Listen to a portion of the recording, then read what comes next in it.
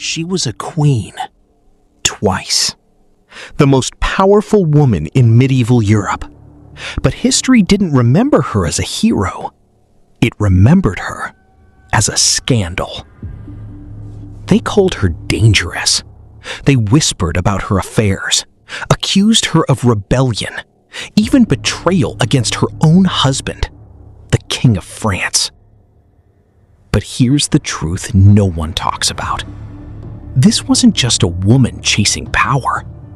This was Eleanor of Aquitaine, a ruler who defied kings, controlled empires, and changed the future of England forever.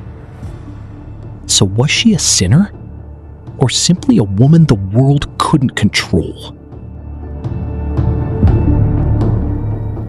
Before the rumors, before the accusations, before the word scandal was ever attached to her name, she was something far more dangerous.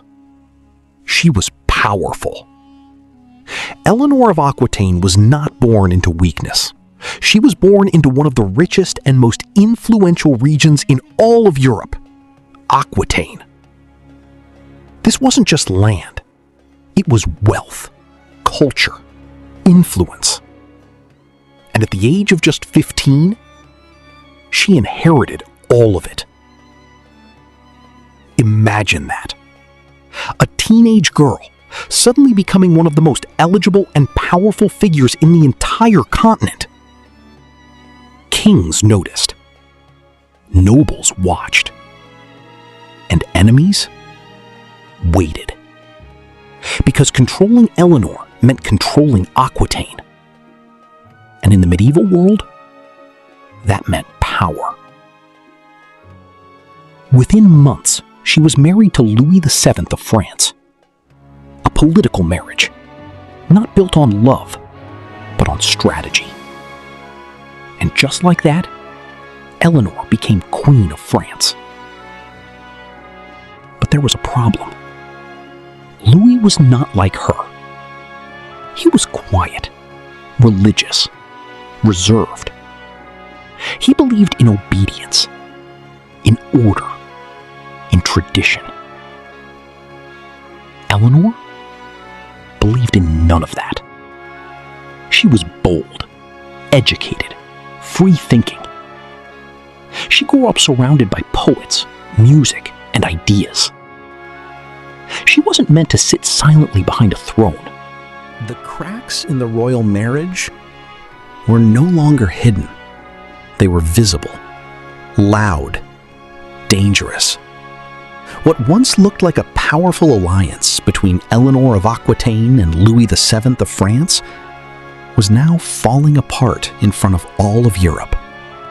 And at the center of it all was scandal. The Second Crusade had changed everything. It wasn't just a failed military campaign. It was a personal disaster. Tension between the king and queen had reached its peak. They argued openly, disagreed publicly, and for a royal couple, that was unthinkable. But then came the rumors. Whispers that spread like fire across kingdoms. Stories that Eleanor had grown too close, too familiar with her own uncle, Raymond of Antioch, a powerful noble, a man who welcomed her with influence and attention. Some said it was political. Others said it was something more. No one knew the full truth. But in the medieval world, truth didn't matter. Perception did. And perception had already turned against her. For King Louis, this wasn't just humiliation. It was betrayal. When Eleanor of Aquitaine married Henry II of England, she didn't just gain a crown. She gained an empire. Henry was not an ordinary king. He was ambitious, ruthless, strategic, and together, they ruled over one of the largest territories in Europe, England, and vast lands across France. kingdom so powerful, it reshaped the balance of power in the medieval world. But this wasn't a fairy tale. This was a partnership built on control. Henry wanted dominance. Eleanor demanded influence. And for a while, it worked. Eleanor gave Henry what Louis never had: sons, heirs to secure the future.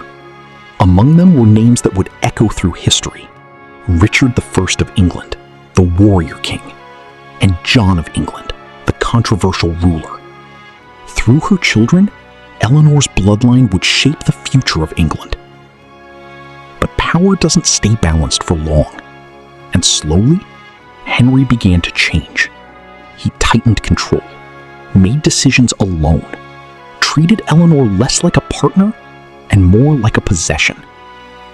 And Eleanor, she had lived this story before, and she refused to live it again. She returned to Aquitaine, her land, her power base, and there she rebuilt her influence.